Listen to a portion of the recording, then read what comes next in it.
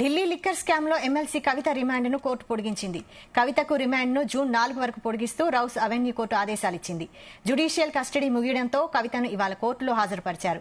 Delhi liquor scam లో మార్చి 26 నుంచి MLC Kalvakuntla Kavitha Tihar జైల్లో రిమాండ్ ఖైదీగా ఉన్నారు. ఇటీవలే కవిత కేసులో కోర్టుకు ఈడీ సప్లిమెంటరీ ఛార్జిషీట్ దాఖలు చేసింది. అయితే ఈ కేసులోనే జైలుకు వెళ్లిన ఢిల్లీ ముఖ్యమంత్రి అరవింద్ కేజ్రీవాల్ మధ్యంతర బెయిల్పై బయటకొచ్చారు. ఎన్నికల ప్రచారం కోసం కోర్టు ఆయనకు వెసులుబాటు కల్పించింది.